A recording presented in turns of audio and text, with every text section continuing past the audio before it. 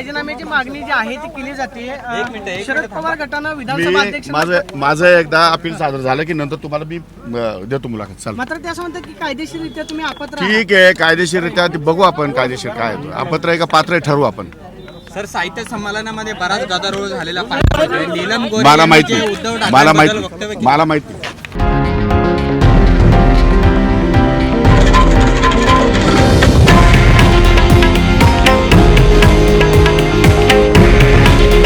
हे आहे देशातील नंबर 1 न्यूज नेटवर्क आणि आपण पाहत आहात TV9 मराठी।